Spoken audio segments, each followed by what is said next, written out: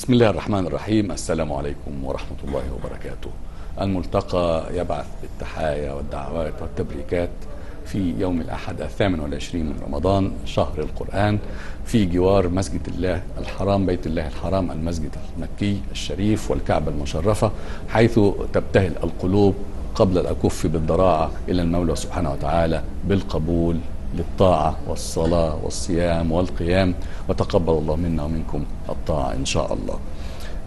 يا ترى ونحن في هذه البقعة المشرفة المطهرة بيت الله الحرام، هل توقفنا للحظات نتأمل كلمتين في القرآن الكريم وصفوا هذه الحالة التي نعيشها الآن، وكل من أراد الله له أن يجتمع مع إخوانه المسلمين في هذه البقعة المشرفة حرما آمنا. فكرة الأمن، كيف يتم تأمين ضيوف بيت الله الحرام؟ هذا الحرم، هذا الأمن الذي يشعر به الإنسان والسكينة، ألا تحتاج جهدا وتنظيما وتدريبا وتخطيطا مسبقا قبل موسم العمرة في رمضان وقبل موسم الحج وهو على الأبواب إن شاء الله؟ نسأل المولى سبحانه وتعالى أن يكتبها هذه الزيارة المقدسة لكل مشتاق، ونحن وإياكم إن شاء الله. الحرم الآمن يا أخ فهد هو موضوعنا، وجهود الأمن في تأمين المكان والزمان والإنسان. على بركة الله نتفضل. حقيقة نعم، نرحب بكم أيضا مشاهدينا الكرام في القناتين السعودية والفضائية المصرية وكل من يشاهدنا حقيقة حول العالم. نبارك لكم هذه الأيام المباركة، ونسأل الله سبحانه وتعالى لكم التوفيق في حلكم وترحالكم، وأن يتقبل من الجميع الصيام والقيام.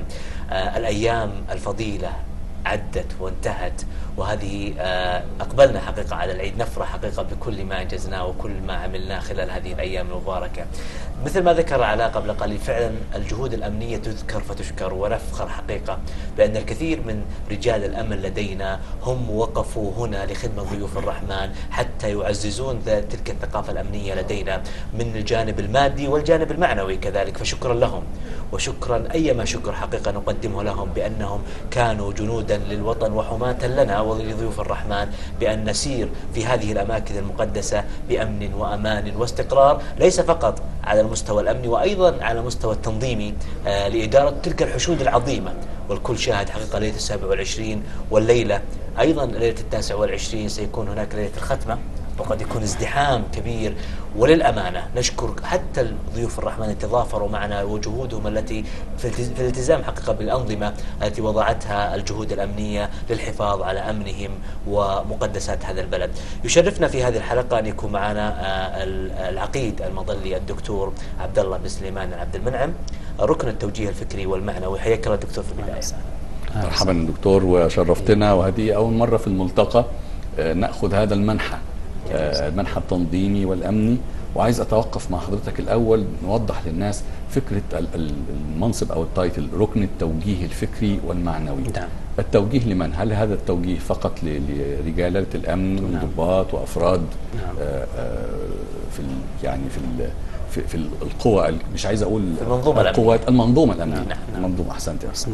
المنظومة الأمنية التي هي مسخرة للتيسير على زوار البيت الله الحرام، بل وعلى التعامل مع الجمهور خصوصا في فترات ازدحام فوق طاقة البشر.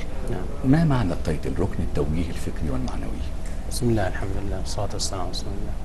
الحقيقة الفكرة نابعة من وزارة الداخلية، إنه رجال الأمن بحاجة كبيرة إلى أن يواكبوا العصر. الآن المجتمعات تقدمت جدا، رجال الأمن يجب أن يكون هم تقدمهم أكبر من الموجود الآن. تعامل وفكر رجال الأمن لا يجب أن يتوقف عند حد معين، بالعكس يجب أن يسبق فكر الآخرين. عندنا أفكار كثيرة جدا تخص الأمن العام، وخاصة التدريب نحن متخصصين فيه، من أجل أننا نجعل رجال الأمن صورة رائعة للوزارة الداخلية بشكل عام وللأمن العام بشكل خاص، حتى يقدمون الخدمة الأمنية. هم سيقدمون الخدمة مقدمينها بشكل عام، لكن يجب أن يقدمونها بشكل رائع جدا، بحيث أنه سواء الخصمين الجهتين الطرفين، لأنه في مجال الأمني عندك طرفين اثنين، يجب أن يكون كل اثنين راضين، سواء الخصم أو الشخص الثاني، الجهة الطرف الثاني. بيتم يعني تدريب، لكن تدريبهم بشكل كبير جدا. يعني الآن عندنا على الضباط، على مستوى الضباط لا يمكن أن يترقى من رتبة لرتبة إلا إذا أخذ دورات متخصصة في التعامل مع الجمهور. جميل. مثلا جميل. عندنا الآن نفس الشيء الأفراد، جميل. نأخذهم بشكل جماعي. هناك دورات يتم عقدها في الرياض وفي في مكة وفي الشرقية وفي أبها في التعامل مع الجمهور ولصقل مواهبهم ولارتقاء بمستواهم الفكري. وهذا جزء من التوجيه الفكري والمعنوي. أيوة. بأنكم أنتم تقدمون مجموعة من التوجيهات سواء على مستوى الدورات أو المحاضرات لكل من يتعامل مع المستفيدين، سواء كانوا ضيوف أو كانوا مواطنين. نحن شوف، رجل الأمن لا يهمه من يقدم له الخدمة، لا يهمه هل هو مسلم أو غير مسلم، هل هو سعودي أو عربي أو غير عربي. نحن نقدم الخدمة للجميع والتساوي، وهذه رائعة جدا إنه يتكلم مع الجميع بصفة إيش؟ متساوية. هذا دكتور، هذا على مستوى المملكة ككل. لكن عندما نتحدث عن العمرة وضيوف الرحمن في مكة، ما الأشياء تقدمونها لهم؟ أنت تعرف الآن أن ملايين الآن يأتون حقيقة إلى مكة المكرمة في هذا الموسم الفضيل. يأتون لأداء العمرة، ويأتون كذلك للصلاة في التهجد والقيام والتراويح، ويأتون كذلك للإفطار في وقت الإفطار. كل هذه الحشود والزحمات، خلينا نسميها زحمة، والناس تشاهد حقيقة. شوف المشاهد الآن، تشاهد حتى الآن اللقطات الموجودة الآن على الشاشة، تشاهد حجم كبير من الناس يأتون حقيقة إلى هذا الحرم المكي. المساحة محدودة والأعداد كبيرة. كيف تقدمون التوجيه المعنوي والفكري لأفرادكم وضباطكم؟ رجل الأمن يعي هذا الكلام، يعي أنه يقدم خدمة جليلة، وهو يعلم في نفسه، ونحن نوصل له الرسالة أننا خدم لهؤلاء الضيوف. جميل جدا. هناك سؤال قد يتبادر إلى الذهن يتعلق بأنواع التدريب، لأنه البعض ممكن يظن إحنا نتحدث عن بس التدريب للأفراد لحسن التعامل مع الزوار، إنه ما يبقاش فيه مع العصبية ومع الازدحام الشديد يبقى فيه أي نوع من المعاملة غير اللائقة أو الاشتباك الذي يترك أثرا. لكن فكرة بعيدا عن المعاملة الجيدة، فكرة استخدام العلوم الحديثة زي علم تحريك الحشود أو الجموع والتحركات الجمعية لملايين البشر في مكان واحد في توقيت واحد، وقد يكون في مسارات متعددة. هناك من يريد دخول الحرم، وهناك من يريد الخروج، هناك من يريد الاعتكاف والجلوس، وهناك من يريد أن يدخل إلى أداء العمرة. وبالتالي هل هذا العلم يتم التدريب عليه تحريك هذه الجموع والحشود بشكل منضبط علميا؟ يوجد معنا زملاء لنا عندهم دورات متقدمة جدا في إدارة الحشود من بريطانيا ومن الصين ومن كندا وأمريكا، عندهم ماجستير وعندهم بعضهم دكتوراه في إدارة الحشود. جميل. متخصصين. جميل. هذا شيء. سواء طبعا نحن في الأمن العام عندنا جهات كثيرة تدير الحج والعمرة. جميل. عندنا جهات الحج والعمرة جهة متخصصة، عندنا الطوارئ، عندنا الأمن الدبلوماسي مسكين الملك عبد الله، وعندنا كذلك تدريب الأمن العام، التدريب خاصة اللي هو ماسك الجهة الغربية والجنوبية. الآن هذه الجهات الأربع يوجد فيها تنسيق فيما بينها، سواء كانوا الأمن الدبلوماسي أو الحج والعمرة أو الطوارئ أو التدريب. يعني هذا أولا. بس دكتور كان يفهم كل الجهات الأمنية في المملكة تتضافر وقت العمرة والحج لخدمة الضيوف. يعني تتكلم عن الجوازات والأمن الدبلوماسي، وتتكلم عن المرور والدوريات، كلهم يأتون هنا. نعم بشكل كبير. الآن مجرد إنه نرجع نحن من العمرة الآن، خلاص الآن يبدأ العمل للحج. استعدادات دون استراحات، ما في استراحات، لا فترة لالتقاط الأنفاس أبدا. من شهر محرم ينتهي شهر محرم، شوف الحج انتهى، نبدأ نعمل للحج وليس للعمرة فقط. للحج هناك ورش عمل كبيرة جدا بين الأمن العام ووزارة الحج وجميع البلدية والقروية للاستعداد للحج وليس للعمرة فقط. جميل. وكذلك العمرة الآن ورش العمل اللي تعقد التنسيق فيما بين الجهات المختلفة، بداية من الجوازات في المطار حتى نهاية لرجوعهم مرة أخرى. ايش المهام؟ ايش المهام اللي تؤدونها؟ ايش المهام؟ مهام الجوازات، مهام المرور، الدوريات، لو مختصرات حتى المشاهد الكريم طبعا عالميا يستمع إلى طبعا الجهود. شوف يعني من سنين ونحن يعني نعمل يعني كخلية واحدة. جميل. في وزارة الداخلية، سواء الجوازات من البداية، وهم يعني نقطة الأمن الأولى هم وحرس الحدود وغيرهم، إلى أن يصلون إلينا نحن. يجب المعتمر والحاج أن يأخذ بعين الاعتبار أنه كلنا نحن في خدمته. جميل. من البداية حتى النهاية، حتى يرجع. ليس لنا هدف في كل هذه الأعمال إلا وجه الله سبحانه وتعالى. أن نرجو أن يعني يقبل منا، وأن نكون نحن سبب في أننا يعني نوصل له أن نريد أن يصلي، أن يأخذ عمرته، أن يطوف براحة. طيب هناك تنسيق قد يسأل عنه البعض، وهذا العنصر الذي سوف أسأل عنه قد يؤثر سلبا أو إيجابا على تسهيل مهمة رجال الأمن وأفراد الأمن والمنظومة الأمنية في توفير الأمان أولا للمكان المقدس ولتيسير التحركات وخدمة الزوار. وهو فكرة أنه مع الطموحات الكبيرة التي سمعناها وتابعناها عن رؤية 2030 في المملكة، والطموح في استقبال حوالي 30 مليون زائر لأداء مناسك العمرة ثم الحج طبعا في العام الواحد، هذا العدد بهذا الكم في التوقيت الواحد والمكان الواحد يحتاج إلى توافر بنى تحتية، توافر مزيد من الأنفاق، الكباري. هناك مشروع القطار الذي على وشك الانتهاء إن شاء الله.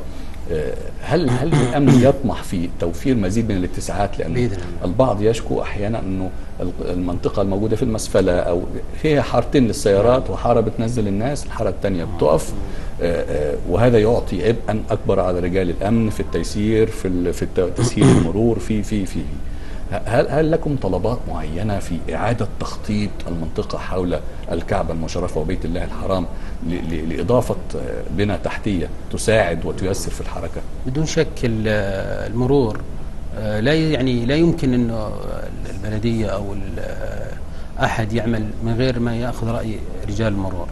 رجال المرور هم الذين يعلمون في الميدان، وهم يعلمون كيف يتم تنسيق الطرق والسيارات والخروج والمشاة بداية قبل الوصول إلى الحرم. ما فيه فكرة أو عمل يطرح إلا يكون بإجماع كل الأطراف على جودة وعلى صحة المشروع. يعني غير رجال المرور، هل هناك اجتماعات مثلا نعم، رجال الأمن العام كاملا؟ لا، غير الأمن العام مع المرور يكون في مثلا استخدام لخبراء في تخطيط المدن والطرق. نعم. بحيث الاختناقات المرورية تخطط لها حلول. المرور جزء من الأمن العام، هو تحت منظومة الأمن العام المرور. جميل. هذا شيء. الشيء الثاني، كثير من ضباط المرور أصلا هم مهندسين طرق. ما شاء الله. نعم، يعني كثير عندهم مهندسين للطرق، أصلا هو مهندس تخرج من كتل الهندسة والتحق في المجال العسكري، فأصلا عنده هو يعني خلفية في موضوع إدارة الطرق. فالحمد لله يعني الموضوع مطمئن يعني بدون شك. طيب دكتور، خلينا ناخذها خطوة خطوة حتى نعرف بالضبط الجهود مع كل القطاعات التي نستطيع أن نستعرضها. أدري أن قطاعات كثيرة حقيقة ولا نستطيع استعراضها في حلقة واحدة، لكن دعنا ناخذها من خطوة خطوة. الجوازات، المرور، الدوريات، الأمن الدبلوماسي، ما الجهود التي متخصصة والمشتركة ما بين هذه القطاعات؟ نحن في التدريب نعم عندنا هاجس كبير جدا في موضوع في موضوع المشاة. نعم. يتم عقد دورات كبيرة وكثيرة في الرياض وفي المنطقة الشرقية وفي مكة في المشاة. يعني كم عدد المشاة اللي موجودين في الحرم؟ الآن تقريبا تجاوز 7000. 7000 رجل. نعم. تصور يعني 7000 رجل أمن. لا، مشاة. أيوة، فقط تنظيم مشاة. نعم. لأنه نحن في تنظيم المشاة، لو نستطيع أن نتكلم بعد إذنكم. طبعا. من صلاة الفجر، من أذان الفجر حتى أذان الفجر تواجد مكثف على مدار 24 ساعة. عملنا ليس تنظيم مشاة فقط، احنا عملنا الأساسي هو الأمن. جميل. لإرشاد المعتمرين ولمساعدتهم على أداء العمرة. أي إنسان محرم لابس إحرامه نساعده بشكل لا تتخيله. جميل. نعم، هذا الشيء. الشيء الثاني، الخطط اللي نضعها نحن قبل أن نأتي، هناك خطط عامة وخطط تفصيلية. الخطط العامة عندنا خطتين، خطة قبل العشر الأواخر وخطة للعشر الأواخر فقط. الخطة الخاصة بالعشر الأواخر عندنا خطتين، خطة للأيام الزوجية والأيام الفردية. الازدحام. نعم. أيام الفردية لك تتخيل أنه كل القوة تنزل إلا الجزء الذي كان يعمل في الفترة الصباحية كلهم. يوم الجمعة خاصة الجميع قلبه قبل جسده يكون موجود عند الحرم. جميل. نعم. فمن أكبر رتبة عندنا إلى أصغر رتبة متواجد عند الباب. جميل. لخدمة هذا الرجل الذي ترك بيته وترك أهله في أقصى الدنيا وجاء من أجل عبادة الله سبحانه وتعالى. جميل. لا يمكن أن أن يصدر من أي إنسان في الأمن إلا أنه في فكره أنه يخدم هذا الإنسان. بس التأكيد دكتور، يعني 7000 هؤلاء هم فقط للمشاة. نعم للمشاة فقط. يعني نحن في التدريب الأمن العام، شؤون التدريب في الأمن العام تقريبا تجاوزنا 7000، غير باب الملك عبد الله الأمن الدبلوماسي، غير الجهة المسعى. جيد. هناك الحج والعمرة، غير الطوارئ الباب الملك عبد العزيز، هذا غيرهم. ايوه هذا فقط اللي هم يعني عندهم قطاعات اخرى كل يعني قطاع فيها الاف. اي الاف. طيب. وكلهم مدربين. جميل. كلهم مدربين. جميل. نعم تفضل. للتعامل مع المعتمر، مدربين للتعامل مع إدارة الحشود. جميل. للتعامل مع كيف يرشد التائهين الكبار، التعامل مع كبار السن، مع الصغار، مع التائهين الصغار. جميل. نعم. عندهم غالبهم 90% منهم يعرفون المواقع، الشوارع واسمائها، لكن المعتمر ثقافته احيانا تكون بسيطه، يسأل عن فندق. طبعا الرجل يعني لا يمكن ان يعرف اسم الفنادق. هذه من الاشياء اللي ما يعذرون فيها ضيوف. لكن ضيف الرحمن لما يكون عنده اسواره ومكتوب فيها الشارع على طول يدل. واصلا يعني رجال الامن يعرفون انه تنسيق مع وزاره الحج، اي تائه يذهب فيه إلى هذا المكان اللي هو وزارة الحج، مجرد أنه يعرف الشركة اللي أتى منها يتصلون عليه ويجي المندوب يأخذ على طول. الحمد لله. كويس. قد يبدو أنه يعني رجل الأمن يعاني أحيانا من طبعا فكرة الضغط العصبي والضغط البشري والازدحام فيشكو أحيانا بعض المعتمرين أن يعني أنا منعت من دخول الحرم، كنت أريد أن أصلي، كنت أريد أن أجلس أعتكف، فبعض رجال الأمن يمنعونني، وينسى هذا الزائر أن هناك سعة معينة لا تستطيع الأماكن أن تستقبل بشرا فوق البشر. فنسأل السؤال العكسي، مما يشكو رجل الأمن أحيانا، يعني خلاص بعض الزوار المعتمرين يشكو والله منعوني، والله ما زعدوني، والله أوكي خلاص تفهمنا هذا الموضوع. مما يشكو رجل الأمن، هل كل الزوار ملتزمين؟ هل كل من زار هذا المكان يعي الواجبات والمسؤوليات ويلتزم بالنظام، أم تجدون أحيانا يعني بعض الملاحظات التي فرصة على الهواء أن نقولها للزوار الكرام حتى يتفادوا الزحام والاشتباك؟ أخي الكريم، لك أن تتخيل أن الحرم يوجد فيه معتكفين، هذا أولا. ثانيا أن يوجد ناس هناك مرابطين في الحرم من المعتمرين، مجرد أنه يتوضأ فقط ويرجع للحرم. مقيم شبه مقيم يعني للعبادة، معتكف. يعني هناك معتكفين وفي ناس يعني مستمرين للعبادة في الحرم. سواء صلاة أو قرآن أو طواف أو عمرة، يأخذ عمرة مرة أخرى.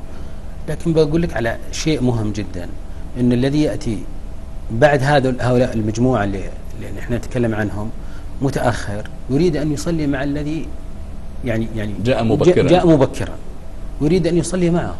أولا قد يضايقه في المكان، قد يضايقه في الصلاة، في الطواف. فيوجد غرفة عمليات في الحرم مشتركة بين كافة القطاعات، وهي خاصة بشرطة الحرم. هذه الغرفة فيها بروجيكتورات وتلفزيونات تراقب كل تحركات المعتمرين وكل أماكن الزحام. طبعا هم دائما باستمرار يؤدون رسالة عامة لجميع الموجودين بالأعداد وبالكميات وبالنسب، حتى نتفادى موضوع التدافع أو موضوع الازدحام.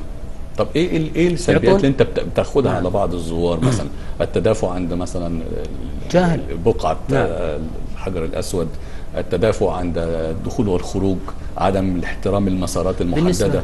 بالنسبة للحجر الأسود معهم حق أنهم يتدافعون عنده، لأنه مكان يعني صراحة يعني مكان طيب. فضيل هذا بالنسبة للحجر الأسود. سيد العزيز، لكن تعال على رسولنا صلى الله عليه وسلم نهى عن هذا التدافع، يعني قال إن استطعت فهذا خير كبير، وإن لم تستطع فعندك رخصة فإنك تشير وتسلم نعم.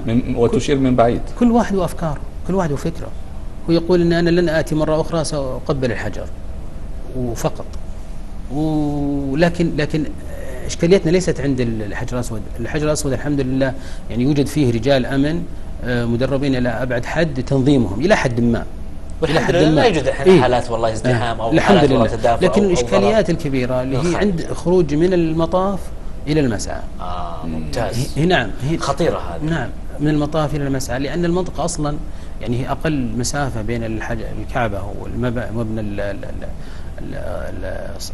الصفا. نعم، اللي يذهب إلى الصفا، وهذا أقل مسافة تقريبا. والله يا دكتور لذلك في التوجيه بس اللي يصير أنهم لما يأخذون يعتقدون أنه يجب أن ينهيها عند الحجر الأسود، ومن أفضل أنه يأخذها بشكل تدريجي حتى يخرج من المطاف. ما عنده الفكرة هذا، وهذا الصح. ما عنده فكرة. لكن هو بالعكس يجي عكس المطاف ويقابل الناس في هذا المكان.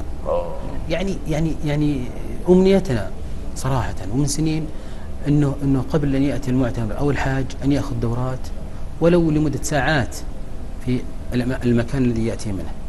لو اخذ دورات من يعطي هذه الدورات تعتقد؟ يعني دلوقتي لو انا في بلدي وذهبت اقدم طلبا لكي احصل على تاشيره من القنصليه السعوديه سواء حج او عمره، كيف ترى يمكن تنظيم؟ لانه يعني المملكه عملت مجموعه من الاجراءات، منها انه تعاقدت مع بعض المكاتب انها تخلص الاجراءات عبر الانترنت والتقديم والاوراق والاستيفاءات كلها.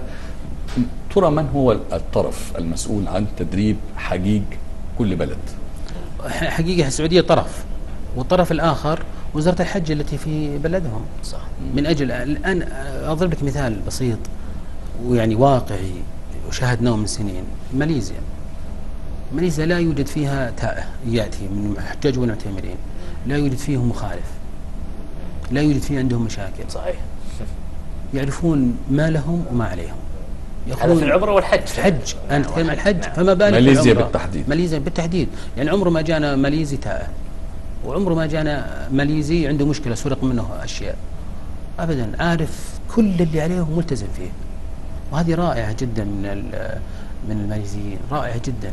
هذه صناعة البشر اللي تكلمنا عنها في قبل كده. نعم. كيف يعني تخرج بمنظومة تصنع إنسانا ومواطنا متحضرا. نعم. طيب تعال نسأل سؤال تاني مهم دلوقتي، وأنا بتكلم على فكرة الأمن والتأمين. هل فقط مسألة التدافع أو مسألة الازدحام أو مسألة إن في ناس تتوه هي المخاطر الحقيقية، أم فكرة إن أنا في مكان قد يكون في ضعاف النفوس اللي بيحاول يسرق متعلقات الناس، يحاول يأذي حد، يحاول ان هو يلحق اي ضرر، حفظنا الله واياكم، بيبقى فيه يعني مراقبات وكاميرات لضبط الامن. ما فيش خروجات ابدا امنيه. نعم الحمد لله. يعني رجال الامن ليسوا هم رجال الامن اللي يلبسون اللبس الرسمي. لا، هناك رجال امن كثير يلبسون لبس المواطنين سواء سعودي او غير سعودي. وفي نساء رجال يعني خاصة بالأمن فيما يتعلق بمناطق النساء. مراقبة الحشود، المراقبة التلفزيونية ترصد تحركات كل في الحرم، من بدء من الحجر الأسود حتى آخر نقطة بيضاء في خارج الحرم. كل شيء بيتصور، كل شيء مسجل ومصور. أي حدث، أي اعتداء، أي غلط، جميل، أي شيء مسجل. ولا يعني ولله الحمد رجال الامن متواجدين بشكل يعني مفرح، يعني سعيد. صورتوني وانا بأدي العمره. صورتوني وانا بأدي العمره. لا انت اذا سرقت ممكن يمسكونك يعني، بس انا بدل ما سويت اي اجرام ما في مشكله. لا يا سيدي ربنا يبعدنا عن الحرام. لا اقول لك شيء بس جميل انك والله قلت ان كل شيء مراقب. نعم، وهذا شيء ايجابي الحمد لله. مراقب اسمح لي، مراقب مش ليس من اجل اذا الناس، مراقب من اجل خدمتهم، تأمينهم طبعا. هذا واضح. وهذا شيء مريح. رجل الامن في قبل سنتين الذي طعن في الحرم سجلناه على طول مباشرة. هو طبعا مختل، اللي طعنه مختل، لكنه يعني في نفس اللحظة شاهدناه وصورناه، وشاهدنا رجال الأمن وهم يقبضون عليه، وبالأخير طلع إنسان يعني مختل عقليا. الحمد لله. قد يكون السؤال هذا صعب انك تجيب عليه بدقة. هل هناك حالات حدثت السنة هذه في رمضان، يعني حالات والله مثلا سرقة أو اعتداء أو تدافع صار؟ لو تعطينا قصص فقط يعني ما حدث وكيف موضوع السرقة بكل أمانة يعني موجودة حالات، نعم موجودة، وللأسف الشديد من يأتي من بلده من أجل السرقة يهدفون، وقبض على عصابات. جميل. نعم قبض على عصابات. نعم. لكن واحد ما لا يعني لا نتكلم عن جهة معينة ولا عن، لأنه هي حالة فردية. صح. لا تمثل. لا حالة فردية. هو يمثل شخصه نفسه. صح. فقط. صح. نعم. وقبض على نساء متخصصات في النساء، وخاصة الذين ينامون في الحرم. احنا نركز على في الكاميرات وفي رجال الأمن اللي يلبسون المدني على لأنه نايم وأمانته جنبه. بس لحظة، أمانته جنبه، فيروح يسلب جوالاته، يسلب أمواله. بس سمعت كلمة تقول يلبس مدني، يعني في رجال أمن عندكم نعم. بالزي غير رسمي. نعم. وهذا شيء إيجابي في أنهم متواجدين، يلبسون الرياضة ويلبسون ثياب، يلبسون بدل، ويلبسون لبس باكستاني، يلبسون كل شيء. هذا عملهم، وعندهم هؤلاء كذلك دورات متقدمة جدا في البحث. جميل. في مشكلة دائما بتحصل، ونحن نستقبل إن شاء الله موسم الحج القادم، يا ربنا كده يكتبها لنا ونكون من الفائزين. أحيانا بيبقى في مشكلة برضو حاج قادم غير مدرب. حاج لا يعلم حقيقة ما هي المناسك، ما هي فلسفة المناسك، أهمية الالتزام بالمسارات. مشاكل التدافع في رمي الجمار دائما بتبقى مشكلة. برزت أيضا مشكلة أعتقد السنة اللي فاتت وعدة سنوات سابقة، فكرة حجيج الداخل، إنه في ناس تكون بتشتغل وتلجأ إلى بعض الشركات لا تأخذ ترخيصا أو رخصة بالحج الداخلي، ثم تفاجأ إن هي الأمن يتعامل معها إنه بيصور جواز السفر وبيقول له والله أنت خرقت القانون وبالتالي منعت من الحج، وقد يكون له وظيفة في المملكة وبالتالي سيتم إنهاء التعاقد وسيتم ترحيلك إلى بلدك، بل ومنعك من دخول المملكة لسنوات قد تصل إلى 10 سنوات. كيف تتعاملون مع هذه الحالات ومن المقصر فيها؟ هل الحاج نفسه أم الشركات التي يعني قد تمارس عملية استسهال أو نصب متعمد أحيانا في أنني والله أخذ فلوس من الأخ فهد والله أبشر إن شاء الله بتحج، وبعد كده قبل هذا ولا تصريح أسويه ولا إجراءات أسويها، والإنسان يبقى ماشي في الطريق وفجأة إن هو تحول إلى ضحية لهذه العملية. هم في البداية لم يكن المقيمين متخيلين أنه الموضوع سيكون بهذه الجدية من سنين، يعني من 6-7 سنوات تقريبا، لكن ولله الحمد نقاط المنع في الدخول إلى المشاعر كل سنة تكون بالجودة الأفضل من سابقتها. وطبعا السنوات الثلاث الماضية تقريبا أو 4 خلاص الآن أي إنسان يبصم دخل المشاعر يبصم ما عنده ترخيص الحج خلاص يرجع المرجع يرجع مكان عمله، وطبعا والجوازات تأخذ إجراءاتها في موضوع إنهائه تقاعده تعاقده ويرجع إلى بلده بكل هدوء، ولا يمكن أن يرجع للسعودية مرة ثانية إلا بعد سنوات. انتهى موضوع الآن غالب أو 99% من المقيمين في السعودية أصبحت عندهم هذه الفكرة، لا يمكن أنه يحج داخل السعودية ومن الداخل حجاج الداخل لا يمكن حج إلا بتصريح. والله الآن أصبحوا عندهم هاجس إنه يجب أن أكون منظم. هذا مهم جدا، ولكن أنا يعني جات لنا برضو على يعني مواقع التواصل الاجتماعي الخاصة بالبرنامج على الصفحة على الفيسبوك بعض يعني الطلبات ان احنا ننظر في هذا الامر، وانه من وقع ضحية لم يكن متعمدا، خصوصا ان في مجموعة من المصريين علمت ان هذه الحالات وصلت لرقم كبير شوية، ولهم امل ورجاء انه هذا ينظر اليه يعني بالتقدير والاحسان، وانه قد يصدر عفو ملكي اظن قبل موسم الحج او بعد موسم الحج، دكتور يعني الموضوع يراعي من كان مضحوكا عليه او مغررا به. ايضا يجب ان يكون في جهاتكم الحكوميه، سواء طبعا ليس فقط على فكره في مصر، عندنا في السعوديه هذه حاله لا مصريه، نحن نتكلم عن حالات الان لكن السعوديه. للامانه احنا عندنا في المملكه العربيه السعوديه الحمد لله قلت هذه الحالات لما اصبح الان التسجيل اونلاين. فوزارة الحج احنا سنذهب بعد قليل الزميل عبد العزيز، لكن خلينا بس نتكلم في موضوع مسألة الحج. الآن أصبحت أونلاين، فلا يجوز التسجيل على حملة إلا عن طريق موقع وزارة الداخلية. نعم. متخصصة في هذا المجال وتعرف بالضبط من المصاب.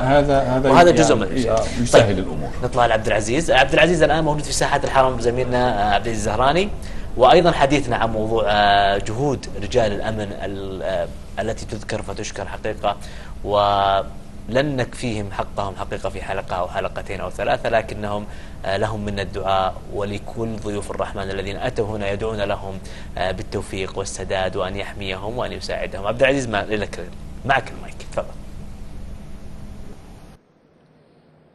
شكرا للزميل فهد الفهيد، شكرا للزميل علاء بسيوني. نحن الآن وكالعادة نحدثكم من ساحات المسجد الحرام بجوار الكعبة المشرفة. درجات الحرارة مرتفعة، ولكن همة زوار بيت الله مرتفعة أكثر من ذلك، فهم باستمرار يتوافدون لأداء مناسك العمرة. نسأل الله لهم القبول، كما نشكر رجال الأمن الذين يقومون بخدمة الزوار والمعتمرين سواء هنا في الحرم أو في المنافذ البرية أو البحرية أو في المطارات أيضا. يعني الجميع يبذل الجهود المختلفة. يسرني اليوم أن استضيف معي العميد عبد الله العصيمي يحدثنا أكثر عن عملية تنظيم الزوار في المسجد الحرام. السلام عليكم. عليكم السلام ورحمة الله وبركاته. بداية أشكر لكم جهودكم في التغطية الإعلامية لجهود رجال الأمن الذين يقومون بدور عظيم لخدمة ضيوف بيت الله الحرام. حدثنا عميد عبد الله عن التجهيزات والاستعدادات لزوار بيت الله الحرام. فيما يتعلق بالتجهيزات والاستعدادات لهذه الليلة المباركة، ليلة 29 من شهر رمضان المبارك، ليلة ختم القرآن، لا شك أن الأعداد في هذه الليلة التي تتواكب إلى المسجد الحرام كثيرة رغبة في حضور ختم القرآن الكريم، ولكن الاستعدادات ولله الحمد تتواكب مع كثافة هذه الحشود المتجهة إلى المسجد الحرام. هناك رجال أمن نذروا أنفسهم لخدمة ضيوف بيت الله الحرام لتسهيل دخولهم وخروجهم للمحافظة على أمنهم وسلامتهم. التجهيزات طبعا تتضمن فتح جميع المحاور للدخول إلى المسجد الحرام ومتابعة الطاقة الاستيعابية في الداخل سواء للمصلين أو المعتمرين، ومن ثم تبدأ إجراءات التحويل إلى الأماكن أو المواقع ذات الطاقة الاستيعابية التي يوجد بها مجال، فيتم التحويل إلى أدوار المسجد الحرام. متى ما اكتملت الطاقة الاستيعابية يتم التحويل إلى ساحات المسجد الحرام، يتم التحويل إلى توسعة الملك عبد الله، مع إعطاء المجال وإعطاء الفرصة للمعتمر بالدخول إلى المسجد الحرام على مدار الساعة لصحن المطاف، والذي تم إخلاءه بالكامل بناء لتوجيهات صاحب السمو الملكي أمير منطقة مكة المكرمة، وأيضا بتوجيهات ومتابعة من قبل معالي مدير الأمن العام الفريق عثمان المحرج، ومتابعة أيضا من قبل سعادة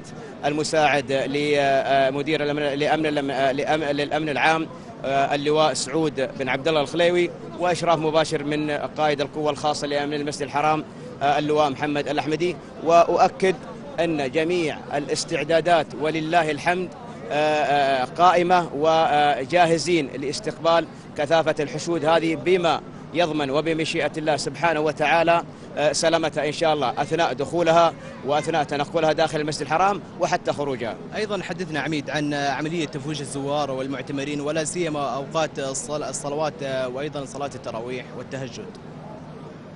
بالنسبة للقادمين للمسجد الحرام، طبعا المصلين هناك مواقع للصلاة، ومتى ما اكتملت الطاقة الاستيعابية يتم التحويل عنها مع المحافظة على المسارات داخل المسجد الحرام للتنقل للدخول والخروج من وإلى صحن المطاف وداخل أرجاء المسجد الحرام ولله الحمد بما يضمن أمنها وسلامتها. أنا أهيب وأؤكد لمرتادي بيت الله الحرام وبالذات هذه الليلة من المصلين باتباع تعليمات رجال الأمن فيما يخدم سلامتها حقيقة. متى ما اكتملت الطاقة الاستيعابية هناك توجيه من قبل رجال الأمن للمصلين بالتوجه إلى المواقع التي خصصت للصلاة، وترك المجال للمعتمر الذي يتغانم نهاية هذا الشهر الكريم ويرغب في إتمام هذه أو مناسك العمرة قبل أن ينتهي الشهر الكريم.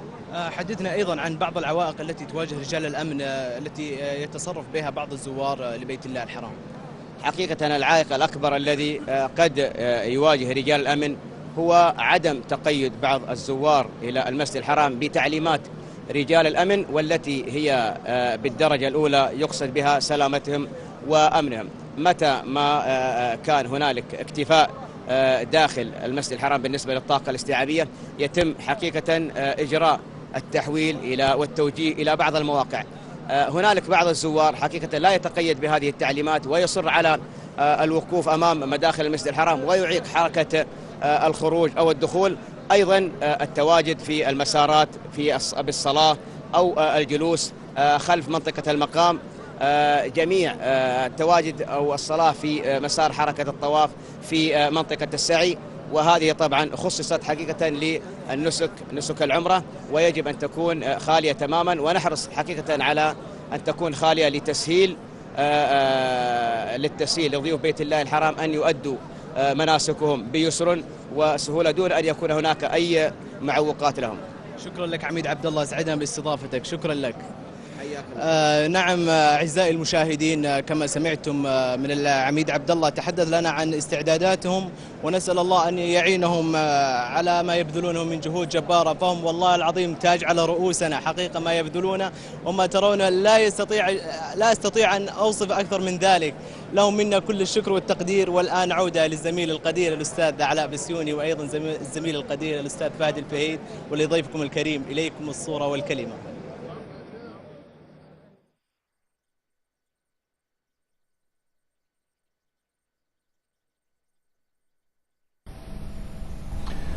شكرا عبد العزيز، شكرا لضيوفنا الكرام من ساحة المسجد المكي الشريف. والحديث ما زال متواصلا مع الدكتور عبد الله بن سليمان، ركن التوجيه المعنوي والفكري في رعاية وتوفير كل سبل الأمن والأمان لزوار بيت الله الحرام. دكتور عبد الله، ما زلنا نتحدث عن أحلام وطموحات رجل الأمن، من أول القيادة الكبيرة التي تخطط وتشرف وتدرب، وحضرتك زي ما أنت يعني أوضحت لك رسالة الدكتوراه تقوم بالتدريب وإعطاء الدورات المكثفة، لغاية أبسط رجل أمن بيتعامل في الشارع مع تحديات كثيرة، منها الزحام، منها التدافع، منها التهديدات الأمنية، منها المشقة. يعني ربنا يعينكم ما شاء الله في الجو، يعني الواحد مثلا يخش يعمل عمره ساعة ساعتين ثلاثة وبينسى ان في حد واقف من صباحية ربنا لغاية اخر الليل يخلص يعني صحيح. مهمته، ودايما عايزينه مبتسم ونظيف واعصابه هادية. ايه النصائح اللي توجهوها لكل الزوار تطلبوا منهم ان هم يتعاونوا مع رجل الامن؟ اولا في البداية انت قلت يعني ايش تأملون له نحن، يعني من مدير الامن العام الى اصغر جندي عندهم هدف واحد، هو أن ينجح هذا الموسم وكل المواسم، أن ينتهي هذا الموسم ونحن بخير وجميع المعتمدين بخير، أن نكون قدمنا خدمة أكثر من ممتازة لكل المعتمدين. هذا هدفنا الأسمى وهدفنا الكبير، أننا نكون نجحنا في أن نقدم ما يرجو منه يعني ولي أمرنا الملك سلمان حفظه الله ورعاه وأيده وسدده، بأن نكون نحن مثلناه في أن قدمنا الخدمة التي يريدها كذلك منا ولي أمرنا.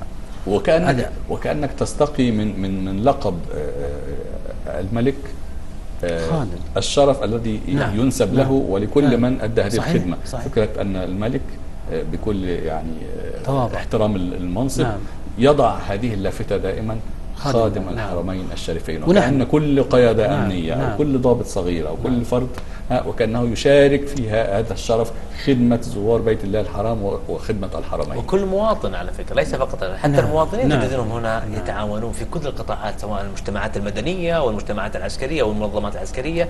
لدينا الحمد لله تخدم حجاج بيت الله الحرام. شعارنا في قبل أن نأتي أثناء التدريب لهم أننا شرفنا خدمة الحجاج والمعتمرين. هذا شرف عظيم. نوصل لهم رسالة عن طريق علمائنا، دائما نحضر لهم العلماء بأن يوصلون لهم رسالة أنه الأجر العظيم في أنك تخدم هؤلاء الناس. زملائنا الآن صار لهم تقريبا 35 يوم، احنا قبل رمضان نحن موجودين هنا من 20 شعبان معتكفون في الحرم. جميل. ما يخرجون من الحرم. رجال الأمن ضباط وافراد ملتزمين يعني في المكان، ويسعون عندهم هدف انه هذا الموسم يكون افضل مواسم. لا يعني هدفنا الكبير العالي ان يرجع المعتمر وهو سعيد، جميل. ادى ما يريد ان ياتي اليه. طيب دكتور، السؤال اخر، الامير نايف الله يرحمه كان يقول ان المواطن نعم هو رجل الامن وصلت رسالة الأول. نعم وصلت رسالة للمواطنين، وهذا المواطن نعم كيف يكون له نعم دور حقيقي؟ نعم وصلت الرسالة للمواطنين، والآن المواطنين ولله الحمد، المواطنين والمقيمين نعم. هم رجال الأمن الأول الحقيقيين، هم الذين يبلغون. الآن صار الرقم 911 لجميع الموجودين في السعودية، من بدءا من الجوازات حتى الجوازات مرة أخرى كامل. أي بلاغ عندك 911 المباحث، رجال الأمن، المرور، الشرطة، تتصل على هذا الرقم وتقدمه. رجل الأمن الأول اللي هو المواطن أصبح حقيقة، لا يمكن أن رجل الأمن يعمل منفرد. أنتم لا تتخيلون مدى تجاوب رجال الأمن وفرحهم ببلاغات المواطنين. جميل. تشعر ان هذا هو الدليل على الولاء الحقيقي للمجتمع. نعم. يعني وانا شاهدت طبعا، انا لست يعني عسكري 24 ساعه لابس البدله، لكن اكون بثيابي اصلي في مساجد. عندما يخطئ اي انسان الذي يردعه ويوقف عند حد المواطنين، المواطن هو الذي يوقف عند حده، وهذه رائعه جدا. جميل. حتى يصل رجل الامن خلال لحظات، طبعا سيصل رجل الامن، لكن تواجد المواطنين هو الاساس والاصل. كلامك فتح قضية حساسة جدا، ولا أتصور أنها من قبيل الصدف تحدث في كثير من بلادنا العربية والإسلامية. محاولات البعض دائما إحداث وقيعة بين المواطن أو رجل الشارع العادي وما بين أفراد الشرطة. صح.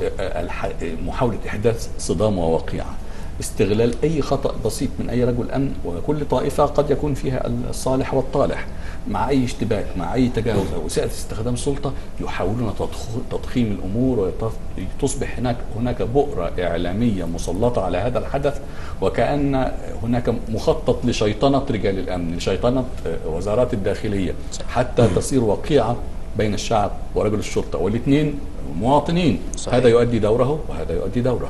بالنسبة أنا أتكلم عن وزارة الداخلية السعودية، ولله الحمد لا توجد هذه الفكرة. أنا الوحيد العسكري بين أهلي، لا يوجد إلا واحد آخر. مواطنين سعداء جدا برجال الأمن، كل وزارة الداخلية يعني هم عندهم تصور وشعور أن هذا الرجل الأمن هو الذي أنا أنام وهو الذي يخدمني. صحيح. أنا الذي أذهب أسافر وهو الذي يحرس عائلتي. صح. لا بالعكس، يعني الحمد لله شعور رائع جدا والله العظيم. وهذه علامة بين استقرار. المواطنين، وهذه في السعودية، أتكلم عن السعودية، وهذه علامة ولله استقرار. الحمد. تجانس لا يمكن تتخيله ولله الحمد بين المواطنين ورجال الأمن. طيب دكتور، ولا يعني بينهم وألفة حقيقية، لأن السبب في هذا ولي الأمر، هو اللي أوصل الرسالة هذه. يعني نيته صالحة ولله الحمد والشكر، ولا نزكي على الله، لكنه لأنه يريد هذا الشيء حصل ولله الحمد. الأمير نايف عليه رحمة الله، والآن ولي العهد ولله الحمد. نعم، كأنك تبعث برسالة إلى الطرفين. بس هي حقيقة والله. المواطن هذا أخوك الفرد الذي يعمل في مجال الأمن هو لتأمينك ولخدمتك، فتعامل معه بهذا الود. وأيضا لكل فرد أمن أو ضابط أنت يعني استعملك المولى سبحانه وتعالى وولي الأمر على خدمة الوطن وتأمينه وخدمة المواطن، فأحسن هذه المعاملة، ولا تعطي فرصة لمن يريد إفساد هذه العلاقة لضرب وشرخ الوحدة الوطنية. وإذا على فكرة دكتور، ترى لا تكون هذا الكلام يقوله علاقة بالغل، لا يكون إلا فقط في المجتمعات الغير مستقرة. فبالتالي أول علامة عدم استقرار هو تشكيك المواطن والمجتمع في رجل الأمن الذي يعتبر هو بالنسبة لنا هو نقطة أمن رئيسية في حياتنا بعد توكل الله سبحانه وتعالى. قد يكون العكس يا فهد موجود، المجتمعات مستقرة، وهذا الاستقرار للأسف الشديد يكون مطمعا ويكون محسودا من أجهزة استخبارات عالمية وأعداء لهذه الأمة يريدون أو إحداث هذه الوقيعة بين يعني رجل الامن ورجل الشارع، وهذا ما لا نتمناه. واعتقد ان الدكتور عبد الله كمان اعطانا فرصه جميله ان نتعرف على جهود رجال الامن في يعني هذه المهمه المقدسه في تامين الوطن والمواطن وزوار بيت الله الحرام والحرمين الشريفين. نسال المولى سبحانه وتعالى ان يوفقكم وان يثبتكم وان يحفظكم من بين ايديكم ومن بين ظهرانيكم، وان يكتب لكم الاجر والثواب عن كل ما تقدمونه لخدمه الحرمين. نختم بكلمة أخيرة دكتور. أسأل الله التوفيق لنا ولكم والإعانة.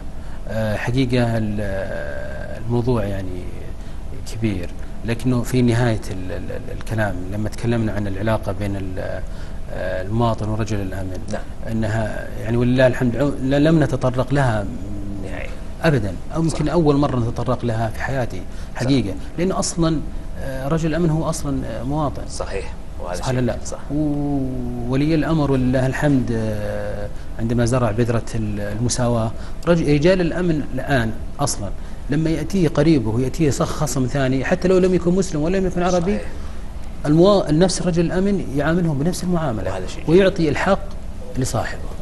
شكرا لك دكتور، شكرا على حضورك، ونسأل الله سبحانه وتعالى لكم في هذه اللحظات المباركة وهذا التوقيت المبارك وهذا المكان الفضيل أن يوفقكم ويرزقكم من حيث لا تحتسبون، وأن يعينكم على خدمة هذا الدين وهذا الوطن وخدمة ضيوف الرحمن الذي يأتون في عمرة أو حج. فنسأل الله سبحانه لكم التوفيق. الله يسعدك. شكرا لك. شكرا. وأنا شكرا لكم أيضا أنتم مشاهدينا الكرام على متابعتكم لنا في حلقة هذا اليوم من الملتقى.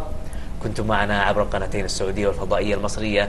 نسأل الله سبحانه وتعالى لكم التوفيق والسداد، ولا تنسونا من دعواتكم على مائدة إفطاركم. شكرا فندق أنجم كذلك على الشكر لك يا فهد، والشكر لكل زملائنا من فريق العمل خلف الكاميرات، أو حتى زملائي الأعزاء الذين افتقدتهم كثيرا في القاهرة. ولا يتبقى إلا أن نختم بدعاء أن يحفظ الله أمتنا الإسلامية وأن يتقبل منا ومنكم صالح الأعمال. لا تنسونا من صالح الدعاء. اقترب الفراق ولكن ما زال في القلب اشتياق، فإن شاء الله ربنا يديم علينا المحبة والطاعة والبركة والحفظ. اللهم نراكم على خير إن شاء الله. السلام عليكم ورحمة الله وبركاته. إلى اللقاء. تتنزل فيها الرحمات والفضل والخيرات، فاجعل لنا نصيبا من كل خير تنزل، وارفع الدرجات لأعلى وأفضل يا صاحب الجود والكرم وولي الآلاء والنعم. نعوذ بك من الزلات التي تورث الندم والسيئات التي تجلب النقم، ونعوذ بك من سخطك والنار. يا عفو يا غفار يا